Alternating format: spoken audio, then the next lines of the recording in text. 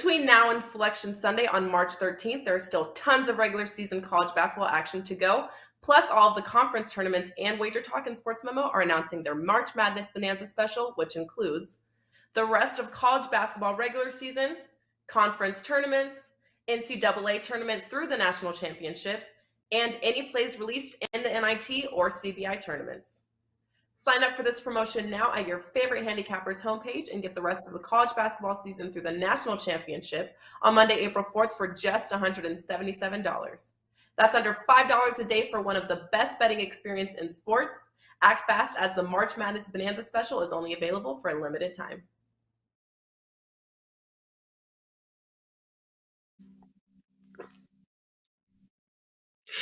What is up, guys? Welcome into WagerTalk TV. You're watching Puck Time. I'm Andrew McInnis. I have Carmine and Bianco with me and Buster. I'll tell you what, guys, I always look forward to this show, but today I'm super pumped to come on here after $9 Monday. Both Carmine and I had 5% plays and knocked them out of the park.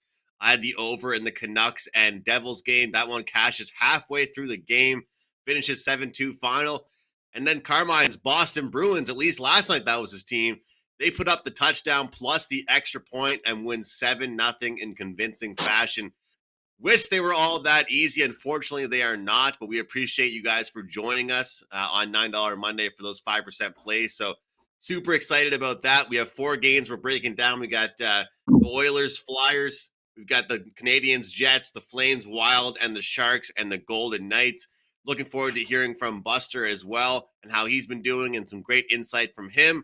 After another first period plus money cash last week, I believe he has one more up his sleeve for this week. But I'll bring in my co-host, Carmine and Bianco. I'm feeling good, Carm, after last night, man, and you should be too.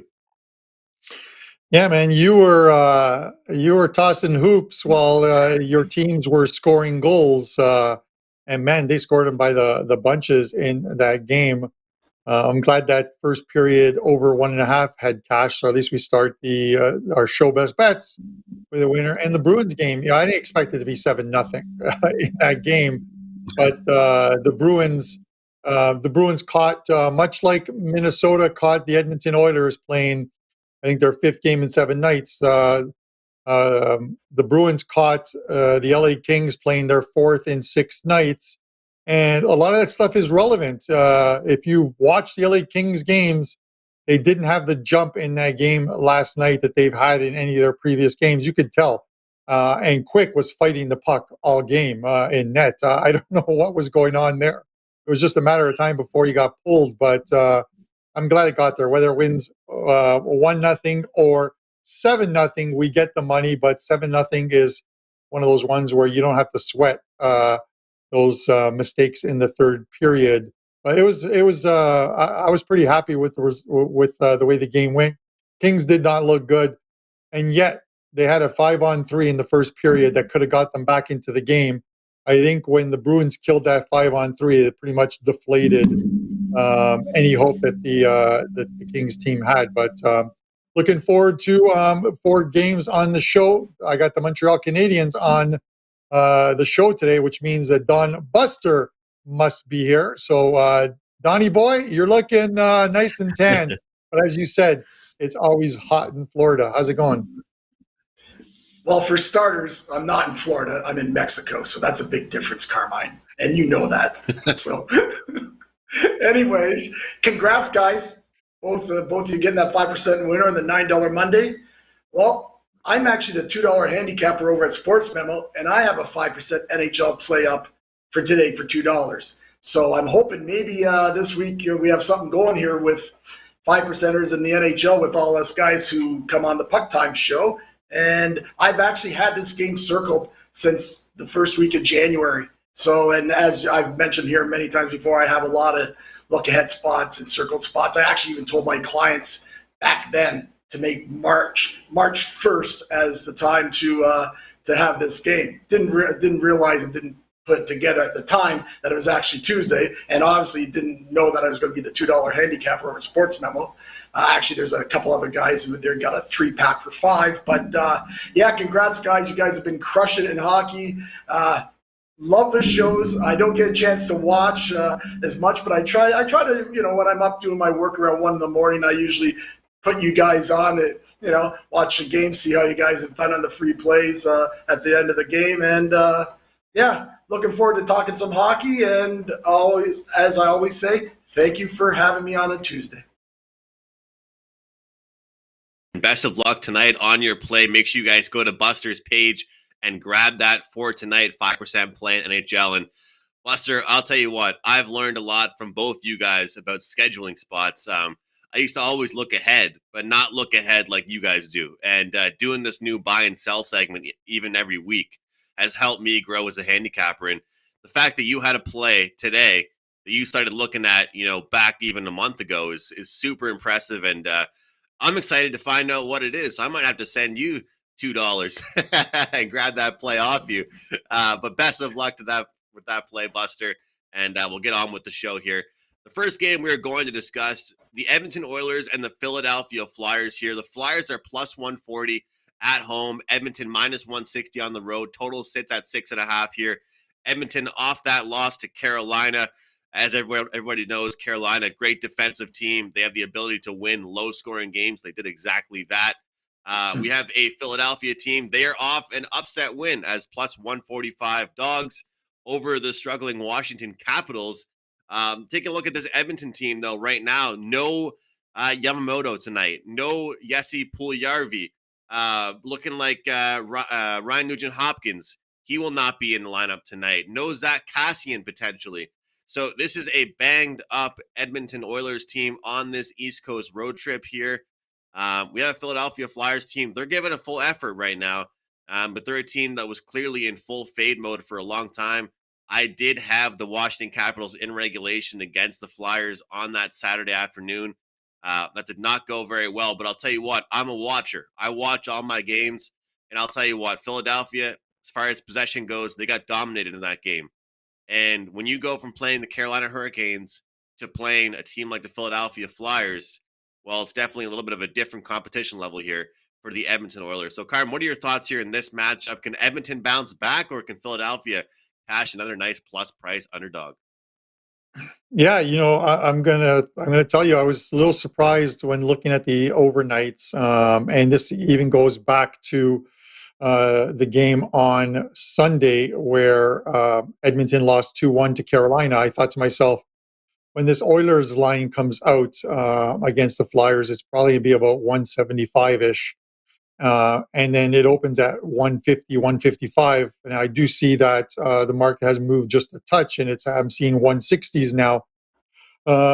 You mentioned the guys out of the lineup. The names we didn't hear, which I'm glad we didn't hear, are obviously McDavid and Draisaitl. You're going to need those guys.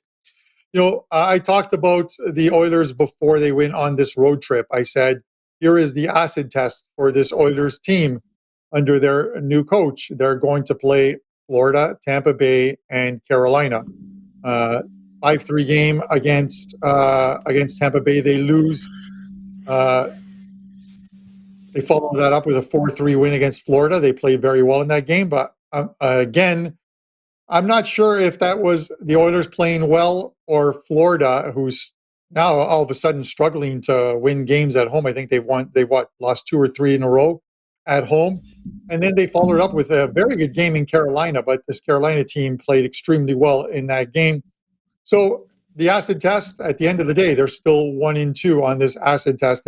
And now they play the Flyers, a team they're supposed to beat. They lost to them at home 5-3.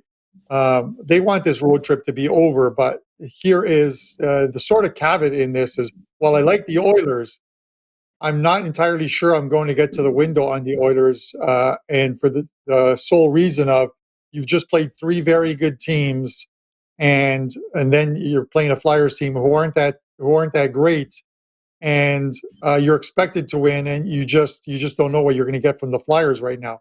You can get the same type of performance against the bend don't break that they had against the Washington Capitals on the weekend on Saturday as well too. Excuse me. I'd look back at the Calgary Flames. The Calgary Flames played 3 games against the same 3 teams: Tampa Bay, and they got blown out in all 3 games. They played Tampa Bay, Florida, and Carolina, came home and played what was seemingly supposed to be an easy game against an Ottawa team that hadn't played in like 20 some odd days, and they lost 4-1. At that time, I told you that's when the Calgary Flames were about to go on a run and to jump on them, and they've been on a run ever since. I'm worried about the Oilers in the sense of if they take this team lightly tonight, they're going to lose this game. But I don't think they will. I think under this coach, I think they come in. It's supposed to be Smith versus Hart in this game. It's just it's not going to be on my ticket, but I would take the Oilers here. Buster? Well, Carmine, might as well start the show off with not going against you because you said you're not going to take the Oilers on your card, but you like the Oilers because they're supposed to win. Well, last Tuesday we talked all about that supposed to win stuff when we had Toronto supposing to win against Columbus, and I sat in this chair and looked at everybody on this screen on the YouTube channel and told them that just because they're supposed to win doesn't mean they're going to win. And I actually liked Columbus as a live dog, and we all know what happened there. Not to say that's, that happens, right? All I'm saying, again, here we go again. Don't be laying these big prices on the road. Mind you, it's only 160. So right now, that's not as big as, like you said, it probably should have been maybe 170 or so. And I think it gets to that point. It gets up to that way, right? Edmonton will probably be 170, 180 because everybody will think the same way that they're supposed to win. This is the 4th game of their 5-game road trip. It's also the 3rd game in 4 days. Andrew mentioned a whole bunch of the injuries that they have. And, you know what? Out of those games that they played, even though they beat Florida, I don't know. I watched the game. They got dominated by Florida. There's just some bad goaltending. Florida outplayed them the whole game. I've sat here all year, 2 teams that are great offensively, but I think don't have the heart or not good enough defense. Toronto, Edmonton, they're great. Everybody wants to bet them. Some people think that they're top 10 teams in the league. I've heard that before from lots of talking heads on the on TV and stuff like that. I believe both these, like Edmonton and Toronto, are going to get to the playoffs and won't last long. Getting to this game, Florida, yeah, they're a bad club, and but they've been on this little homestand and they've been playing pretty good. They did win that game. Andrew's right. They didn't. They did the bend don't break 2-1. They played Carolina to overtime. Should have maybe won that game. Anderson makes some great saves in overtime. I think we talked about this last week. And Philadelphia actually dominated Carolina that game. They play St. Louis, get them to the 3rd period. So my point being here is they're at home. They've also haven't played since Saturday. Got a couple days rest, right? So, and I always mention these kickers here about teams having different problems when they come to different places. Well, Edmonton's 1-6. Last 7 in Philadelphia. The home team in this series is 13-4, last 17. I'm waiting until Edmonton, everybody's, that knows that they're supposed to win, gets this thing up to about 190, and I'm going to jump on Philadelphia as a small little flyer here. Nice pun there. Small little flyer on the Flyers from Buster. I thought you'd like that. All the analytical guys and all the math guys might not agree with me on this. So I want to get your guys' take on this, because the way I look at it in this situation, and I've been stressing this for a little while now, with underdogs like this, obviously a plus 140 is nice. A plus 150, ooh, that's really nice too. But how do you guys feel if I told you could win a bet if Philadelphia just got to 3 goals? You can lock in, including overtime, over 2.5 team goals for the Philadelphia Flyers. They somehow lose that game 5-3. Guess what? We win still. They lose that game 4-3. We win still.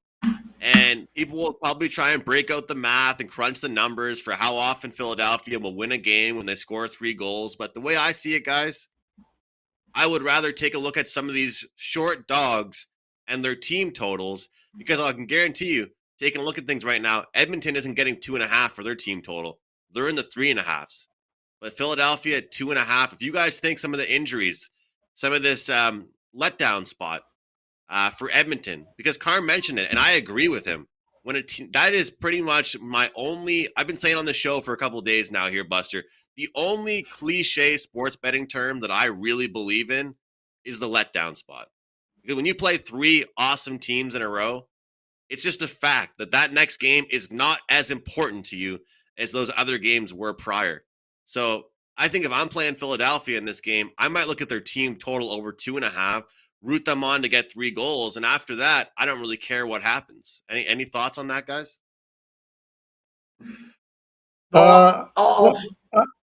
Go ahead, if Mike Smith is watching the show right now, he might click in on that Flyers over 2.5 and let a couple soft ones in. He doesn't need much help letting some soft ones in. I might be hard on him at times, but I still will stick to my initial narrative that the Edmonton Oilers with Smith and Koskinen will not win a playoff series. Unless they're winning 7-6 games, and that doesn't happen in the playoffs. So with that said, I don't have a problem with Andrew. You're very good on team totals, so I'm not going to dispute you on this one. What about you, Buster? Any thoughts there? I concur because I saw that Hart was in net. He was confirmed. I didn't see that Smith was confirmed. Now knowing Smith is confirmed, we might not get Edmonton being bet up to 180, 190 because people are aware this guy's hot and cold, but mostly cold. And I love when Smith is in net, and that even prompts me more to be on Philadelphia in this spot because, like you said, the letdown spot is for real. And as far as those team totals, like Carmine said, you do very well on them. I haven't looked at them. It will be something that I will in the off season start taking a look at because it seems to be a good way to go. And you know what? There's a lot of young, great, sharp handicappers out there, and I'm going to pick a few of their brains, yours included, Andrew, if I start getting into the team totals part of this NHL betting. I appreciate it, guys, and it's just an avenue that I've tried to dive into to kind of not have to worry about one team, just worry about one team doing a job for me, and that's all I really have to worry about. But Buster, let's go to our next game up. It's a good one. The Winnipeg Jets and the Montreal Canadiens. Hey, Carmine finally picked a game involving the Montreal Canadiens, which, hey, I might be able to have some confidence in them. But maybe just when I get some confidence, we'll see what happens and see what they do to me. But they're plus 185 tonight, man. Winnipeg Jets, they're minus 225. What do you always preach, Buster? Don't lay these big prices. Certain teams don't deserve to be these bigger prices. And we've got a Montreal Canadiens team that's playing some pretty good hockey right now. And I defended Ducharme as much as I could, but the fact of the matter is this team has played a hell of a lot better in the free-flowing Martin St. Louis coaching style. And looking at the wins they've had against St. Louis, the Islanders, the Leafs, the Sabres, and the Senators, I've hopped on the Montreal Canadiens the past 2 games with my clients. My question to you, Buster, is it an opportunity to do it again tonight, especially with this plus 185 value here? Well, Andrew, it is nice to actually watch these guys actually give a shit about playing hockey again. That's kind of nice because I mentioned it here before. It hadn't been happening at all. They just kind of packed in the season. A lot of people say they should have kept packing in the season for the number 1 pick, but they still might get that anyways. You can't lay 230 with Winnipeg, that's for sure, especially a Winnipeg club that's lost 4 of their last 5. First game home off of a 4-game road trip. Yeah, that's not good. That's for sure. Winnipeg, probably are the better team. They need to win because I don't think they're fighting. They'll need to go on a big streak to get into the playoffs if memory serves me right. But actually, like you said, Andrew, lots of like with Montreal. They've won 5 in a row. They've only allowed, I know it's against Ottawa and Buffalo, they've only allowed 1 goal in the last 2 games. I know we've had some good goaltending there, but again, they seem to be playing with a lot of confidence, and that bodes well for any club, right? It doesn't matter how bad they've been or how good they were. If you're playing with confidence, it says something. Again, not sure if they're good enough to win this game here, but why not? I've been looking. Now, I don't do this too often, but I have been looking at the plus 1.5s because I firmly believe, and I've said this a bunch of times when Montreal was losing this year, that I just feel that they're going to really give Winnipeg a real good game. It's going to be real tight, real close, maybe even go to overtime. One of those types of games. And getting plus 1.5 minus 120. Now, I think I've made this bet plus 1.5 maybe twice in my life. So, but that, along with those team totals, these are some things I'm starting to look at to see if that might be the way to go. I know you get beat on the empty nets a lot, but recently those empty nets haven't been coming. Believe me, I know. I've been beat by about 7 or 8 of them the last 2-3 weeks, not getting an empty net for a win or a push. One thing, Montreal last 10 in Winnipeg, they've won 7 out of them, so that's not bad. Problem is, Montreal's playing that free flow and style. I'm not sure if that's going to work with a Winnipeg club that can play that way. Problem with Winnipeg, they don't score too often either. They have trouble scoring. So, again, if I'm going to bet this game, can't bet Winnipeg. I don't even like Winnipeg in regulation. I do like Montreal. It's the first game of this 4-game West road trip. So they've got nothing to lose. Winnipeg's got all the pressure. Please don't bet Winnipeg minus 260 or 240 or whatever they are. I'll take a look. I might take Montreal plus 1.5, and I think it's minus 120. And that might be the way you might have to start going these days now. Like, I'm moving forward into next year or whatever. I'll have to look at the numbers and everything, but that might be the start, because with all these massive favorites, like, it's ridiculous. These favorites, what these prices are now. When you're looking at 400 and 340 teams on the road, like, I mean, yeah, I might have to rethink on how I bet NHL hockey. So, anyways, that would be my play here. Montreal plus 1.5, minus 120, which I think is a pretty good price. And if you wanted to, you could turn that into a +1 with a half bet on the plus 1.5, half bet on the money line, just so you're still getting some plus money in there. But I agree with you, Buster. The plus 1.5s, I haven't always liked doing those because I don't like the empty net factor and don't like losing that plus money, turning a plus into a minus. But, in this instance, I think Montreal could keep it close as well, but it's hard to argue with that plus 190, plus 185. Carm, I could talk about this team all day long, and you know that. I'll go to you. One thing I wanted to ask you, though, because it's something that you talk about quite a bit, and I talk about it. We had a Winnipeg team that, although they've been struggling, it was 4 straight losses for them. But they were against pretty good teams: Colorado, Dallas, Calgary, Edmonton. And then they were struggling against Arizona before they kind of broke out for that 5-3 win. Do they get any momentum? Can you count it as momentum, beating the Coyotes? Can that still be momentum? I'm going to say no, as far as that goes. But you make a good point of the teams that they've played. Obviously, some tough teams who are playing some very good hockey. And this is why they are where they are right now. They're still losses. You have to beat, if you want to be considered a good hockey team, you have to beat good hockey teams. It's just the way it is. And only winning one of their last 5, and that win coming against Arizona, might not be a good thing. I think the price is insane here. While I still don't want to take Montreal. And listen, I always talk about when a team is on a win streak, that streak, it just takes on a life of its own. 3 games turns into 5, 5 turns into 7.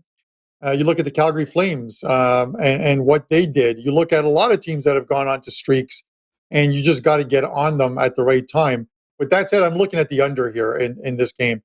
The one difference that's happened with this transformation, this short-term transformation with the Montreal Canadiens, is they're playing much better defensively. You look at some of the games over the last 10 that they've lost, allowed 6 to Columbus, 7 to New Jersey, 5 to Washington. They lose 2-1 to Columbus again. They lose 5-3 to the Sabres. Look at them since 5 games on this win streak. They've allowed 2, no goals, and 1. 7 goals over 5 games. Do the math, 1.4 goals per game. It's very simple. They're playing extremely well. So now you get a team like Winnipeg who needs the points. They might be a little tight in this one, and you might see a low-scoring game. I think 6 is too high here. This is a Montreal team that they're different than the team that they were last year in the playoffs, obviously because Carey Price isn't here. That's one of the big omissions, but they did sweep Winnipeg in the playoffs last year. So there's a lot of familiarity between these two sides. I'm going to take the under in this game. I don't think it gets close to 6. I think we see a low-scoring game. It should be Montembeault and Hellebuck in net tonight, so those are not yet confirmed. I would agree with that as well, like that underplay. And I love the one-word answer there, Carm. Is there momentum from beating the Coyotes? No. You cannot gain momentum from beating a Coyotes team. I just want to mention, guys, it's $2 Tuesday at WagerTalk and Sports Memo. Of course, you can grab Don Buster, our Tuesday guest here. 5% play over there on the ice in the NHL. I know Buster's done really well with those 5% plays, so check it out. Always a great day to try a new handicapper, or make sure you just grab a play for a discounted price on Tuesdays. The Gold Sheet, we've got the Gold Sheet over at wagertalk.com. Best play there from the Gold Sheet for only $2. Well, Carm, you mentioned the Flames. Let's talk about them here. Minus 120. They're playing the Wild, and Wild plus 100 at home. And as a lot of you guys know, yesterday in my buy and sell segment, I did mention the Minnesota Wild as my buy, and this is the toughest team they're playing during this next little bit of a stretch here, Carm. This will be the toughest competition for them. Minnesota hasn't really looked like themselves, but I don't really, by the way they've been playing, the expected goal numbers and kind of the teams they've been playing against, I kind of give them a little bit of slack. Everybody kind of goes through a rut. It's how you get out of it, in my opinion. But for the Flames right now, they continue to get help all around the ice. It seems like there's lots of contributors, lots of guys making a difference, including guys like Lindholm that continue to score and light the lamp, Carm. What are your thoughts here in this game? I'll tell you what, I cannot see a low-scoring game when these two teams meet together. I know we've got good goaltending, but two firepower offenses. Yeah, listen, I spoke on yesterday's show talking about when two teams play back-to-back home and away. I'll take the team that loses in the first game, and I'll take them in the second game. It just so happens that obviously that was Minnesota. That was a terrible trip for Minnesota. They're probably happy to be home. You know what I mean? Their only win was against the Oilers on that 4-game road trip. And that, again, I mentioned that was, they caught an Edmonton team playing their 5th game in 7 nights and were completely flat in that game. That's why you have to look at team schedules and how, whether it's their 3rd and 4 nights, their 4th and 6th nights, their 5th in 7 nights. It takes a toll on that last game, and it did for the Oilers. They looked flat. And then they lose to the Senators, the Leafs, and the Flames. And that Flame one, they were just blown out in that game. It was over before it had even started. But now they're back home, Andrew, and this team has been fantastic at home. 16-4-1 at home, plus 29 goal differential. I get it. The Flames have been very good on the road, 10-6-2. But this is a Minnesota team that's going to get back on track. And like you said, they are a bye team. It's a tough one here, but you're not even laying juice with this team at home. And it's because of how good the Flames are playing. But I like Minnesota in this spot. I think they get back on track here. And they are a bye team moving forward. So I'm going to take the Minnesota Wild at home, even money. Buster. Well, you're right about these scheduling spots, Carmine. You see here with Calgary, they come into Minnesota for 1 road game, go back home to play Montreal Thursday. I believe that's what it was. My memory is correct. But here's Minnesota. They have a road trip, come here for 1 home game. So it's not like it's a homestand. Then they got to go to play Philadelphia and Buffalo. This game last night, Minnesota was the favorite. It switched around to Calgary, and maybe it's because the Calgary has won 11 out of the last 12. They just beat these guys 7-3 on Saturday night, and as you said, Minnesota hasn't looked good. Minnesota really hasn't looked good. They've lost 5 of their last 6 games. So, again, the scheduling spot, I think, even favors Calgary a bit because Minnesota comes home, sees the wife and kids, and, we got to go back on the road for a couple games. So, but in saying that, the reason why I might lean to Calgary is because the reason why I think the line has shifted to Calgary as a favorite. That's Mr. Talbot in net. Don't trust him at all. When Minnesota has him in net, I don't know. I know he supposedly is supposed to be a good goalie. He hasn't been, if you ask me. He has his games, kind of like Mike Smith thing. But Talbot is a reason why I would be on Calgary here. Not sure if it's going to make my card. at all, because I think this is just a real tough game, right, with really bad scheduling spots for both clubs. So those are the kind of games I like to stay away. Like you, Andrew, I kind of lean on the over here. But then again, the under between these clubs in Minnesota,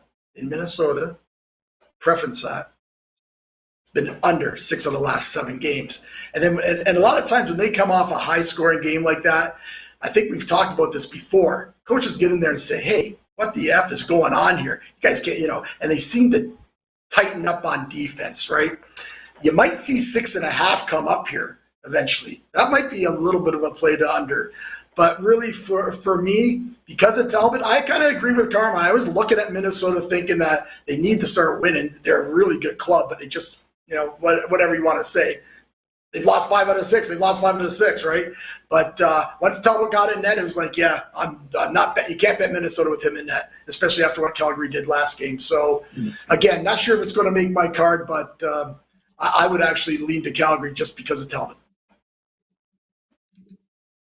I am going to rebut Buster just a little bit on the Cam Talbot thing there. I know that Tuesdays are great because Buster does it to me. I'll do it to him.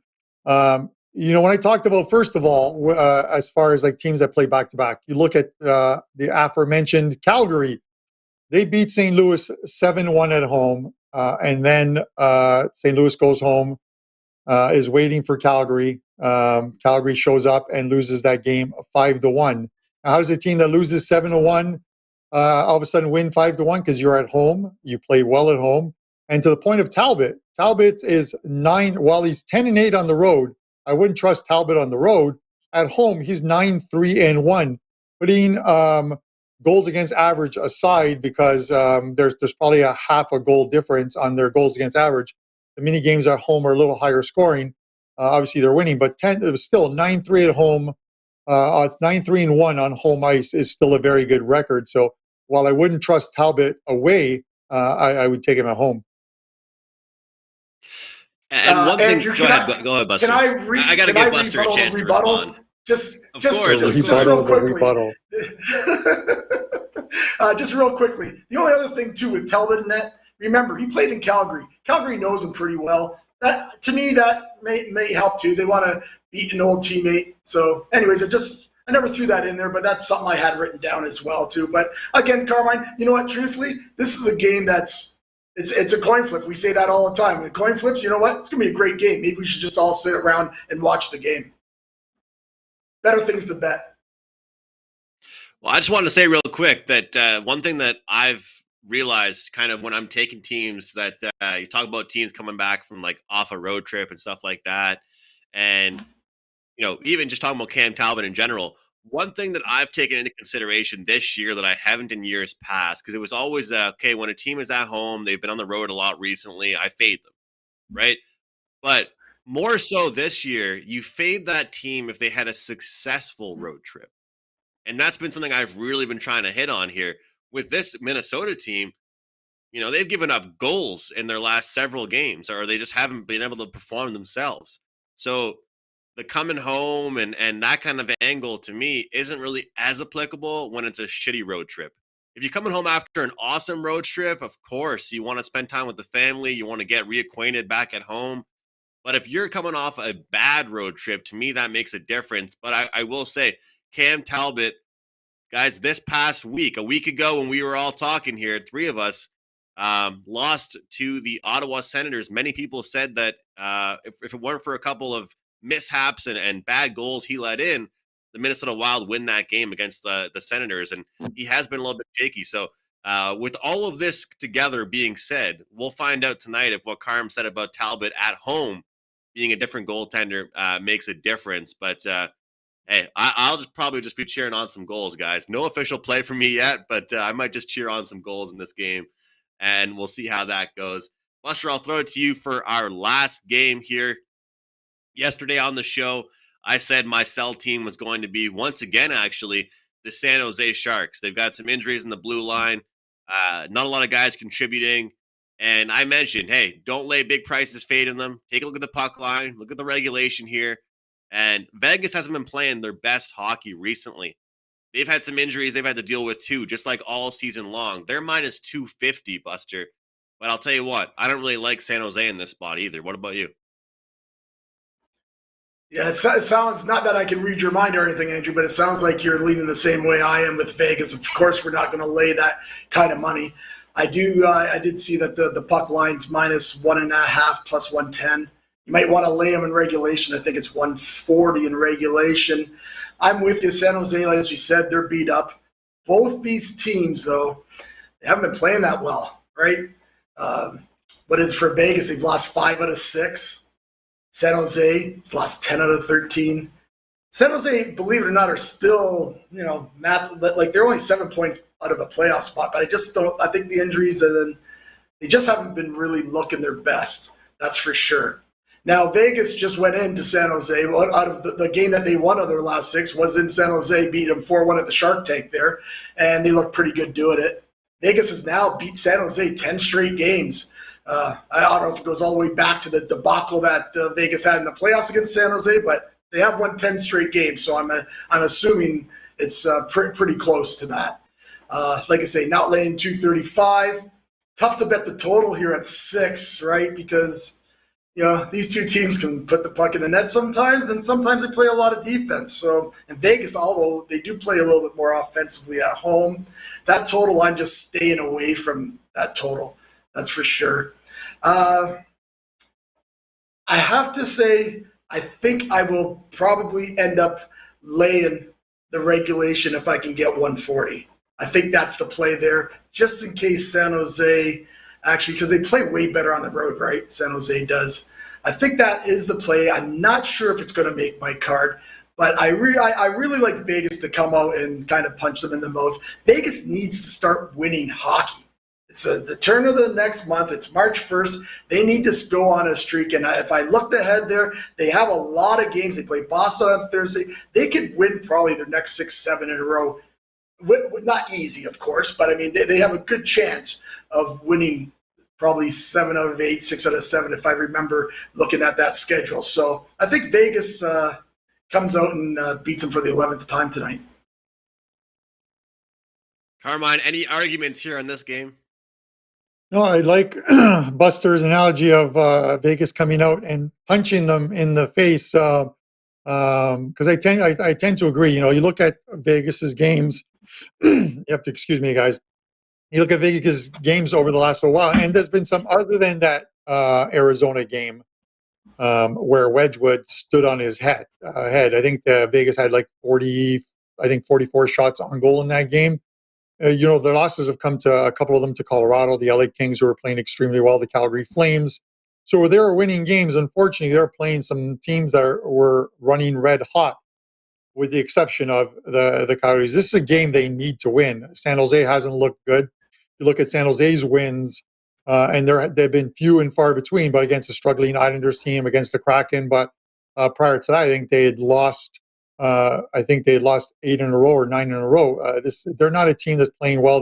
They're playing out their season. And as Buster mentioned, Vegas has beaten them, I think, 10 or 11 games in a row. And it goes back to that major penalty in the playoffs that led to like a huge comeback. It hangs over their heads, likely, but it won't tonight. This is just a game that Vegas actually needs to win. Needing to win doesn't mean you're going to win. But I want to touch quickly on the fact that this whole thing with Jack Eichel and then putting Stone on long-term injury reserve, looking to bring him back for the playoffs to circumvent the whole salary cap, because it is a rule that you can manipulate.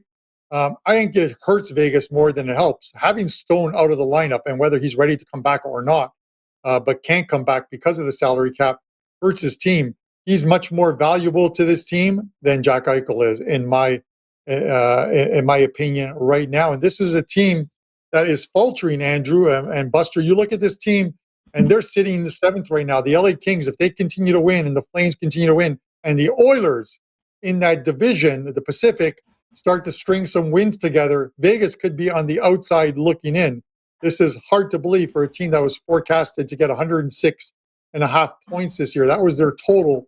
They're sitting at 62 right now, and you've got In seventh, you got Dallas a point back. You've got Edmonton a point back, and you've got even the Anaheim Ducks at 3 points back. Time is of the essence for this Vegas team. They need to start winning games. I'm actually surprised they already named Lehner as the starting goalie tonight, because Vegas typically doesn't name their starting goalie till I think with 5-6 o'clock Eastern time before they name their starting goalie. But it's Lehner and net tonight. I still think Vegas wins. I'm not laying that price. I would probably look at them in regulation time. There's anywhere between minus 140 and minus 150.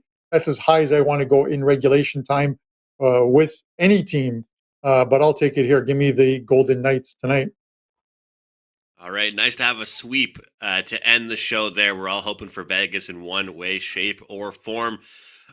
This Vegas team, real quick, guys, I saw this stat. I wanted to point it out. They win the games they should win. They're not winning all the games against the teams that are top tier, but they are 49-18 their last 67 games against a team with a losing record.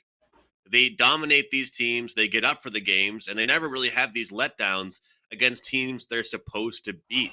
These are usually the stat pattern games. These are the games where we see Vegas put up 4 or 5 goals. It's what they do. They blow out the bad teams, and what we saw against Colorado is what they do against the good teams a lot of the time. And I'm not hating on the Vegas Golden Knights. I'm just saying they've had success going up against these weaker opponents, and they do not take their foot off the gas pedal. So I'll be looking at Vegas in some way, shape, or form tonight here, guys. Buster, I want to start with you. Obviously, you have that discounted play and a 5% play up on the ice. I wish you the best of luck. What else can you say for tonight you have up for your clients, or anything you want to say about that big play? And I know you have some sweet plus money. Once again, first period magic. You cashed last week. Let's try and do it again, Buster. Well, thank you, Andrew. Yes, I talked earlier in the show. I've got go over to Sports Memo. I've got my the $2 handicapper, but there's 3 guys that they've been doing that for the last month, putting up 3 plays for $5. So grab that. A lot of good handicappers over there at Sports Memo, including myself. And in saying that, Ruby did the video to start this on the college basketball. We are having a year in college basketball, especially since the calendar turned to 2022. We're plus 65% for our clients in the last 35 days, I believe. Also, our 5% plays in college basketball have been really, really good. Hitting 10 out of our last 11, 91% clip. We're doing really well, just picking our spots like we always do with these 5% plays. We have a good one in hockey tonight, I believe. Like I said, had it circled since first week of January. So head on over to Sports Memo. If you like college basketball, got that package up for $177. Get the rest of the year, all March Madness, all the tournaments. And I'll give you a little segue after my play. Just really, really envy you guys being in Vegas. As you know, I was supposed to go, but need to stay here to get my Mexican citizenship or actually at least permanent residence. So anyways, be looking forward to that with you guys, watching you guys have all that fun there. Free play, as you said, Andrew, been hitting the last couple of these, been actually doing all right on the Tuesdays with these first period plays. So here's another one. Talked about this game earlier. Like Vegas to come out and just punch them in the mouth, and they need to win some hockey games. Like Carmine said, this team was supposed to, I think it was 108 points this year. I mean, and they're fighting for a playoff spot. Look for them to go on a big run in March. Vegas will. And I think they come out here, San Jose, 3 games in 4 days. Vegas hasn't played since Saturday. So we'll take Vegas -0.5 on the puck line, first period puck line, plus 125. And as always, best of luck, and thanks for having me, guys. As always, it's great to see you, and we love those first period plus money plays. Best of luck to Buster with his 5% play. Make sure you guys check that out over at Sports Memo. Carm, for you, man, off that 5% winner, winning by a touchdown is always a good feeling. You mentioned yesterday on the show there weren't too many soccer games that appealed to you. We do have some good games in action today. What's going on for you today with your clients? Yeah, as Buster finished his best bet segment there, all I could hear in my head was the music from that commercial, avocados from Mexico. So hopefully he sends me up a box of those avocados, because my wife absolutely loves those things. With that said, yeah, 3 soccer plays today on the card. I put them up yesterday as part of $9 Mondays at WagerTalk. So they're back to normal price. 3 plays in NHL. That package should be up shortly. One Day All Access gets them all, $39. I gave out a promo code on the soccer show that was at 10 a.m. this morning, which was March 30. March 30 will get you $30 off a 7-day all access package. So those packages are normally $99. You can get it for $69. That's $10, under $10 a day for 7 days of picks. And I'm on a pretty good run, 56, 30, and 1, the run, which is 65%. So I'm looking to keep that going. A couple things I want to mention also before I do the best bet. The Prez has a 5% play up. It's up on the site. You can in NHL tonight. You can get that over at WagerTalk on his page. Also, somebody had asked about the meet and greet. Guys, the meet and greet is on the 18th of March. The time is between 2 and 7 p.m. We've set up the time 5 hours between 2 and 7 to get all of the WagerTalk people out there. We got a ton of people coming in, but also to make it easier for people to show up throughout the day. Some people work who are in Vegas, so we wanted to make it easier for everyone to show up. As far as my show best bet, guys, I'm going to go back to the Calgary and Minnesota game. I'm taking Minnesota here at even money. I had mentioned I like to take a team that loses the first of a back-to-back with another team in a home and away scenario. 7-3 for Calgary in Calgary against this Minnesota team. Minnesota's back home where they are 16-4-1 this season. Let's look for the Minnesota Wild to get the win tonight at even money. Wild plus 100, best bet material, soccer action, hockey action. Check out Carmine at WagerTalk.com. For me, guys, we're going to be in action in basketball and hockey tonight, but this is one of those nights for me, jam-packed slate in the NHL. We've got props, we've got sides, we've got totals for tonight, coming off that 5% winner, cashing halfway through the game. Wish they were always that easy, but we'll try and cash another best bet winners. My best bet on yesterday's show was the Boston Bruins. My best bet's going to involve the Bruins again here today, guys, except for this time we're going over the total as their road trip continues. Over 5.5, Boston Bruins and the Anaheim Ducks here. The Anaheim Ducks are allowing goals to pretty much everybody right now. They have struggled to score a little bit, but I believe they will catch the Boston Bruins. A little bit sleepy here after they have a big win last night, putting up 7 goals and having a great road trip. I think it could be a good spot for the Ducks to get some goals. But for the Bruins, their confidence is at an all-time high right now on the season. Jake DeBrusk, of all people, gets a hat trick yesterday. He has to be feeling pretty good about himself, and I think this team could get up and over 5.5 goals, and Anaheim Ducks will contribute as well. So to me, I think that should be a 6, but we're going to get a 5.5 here. I'll take the over. Don Buster with Vegas first period, -0.5 goal, plus 125. Carmine Bianco, Minnesota money line, plus 100. And once again, I have the Bees and the Ducks over 5.5 goals. On behalf of these fine gentlemen, I am Andrew McInnis, and I will see you guys tomorrow. Tuesdays is known as $2 Tuesdays at WagerTalk.com and SportsMemo.com, where you can get the hottest handicappers, best bet, or daily package for only $2.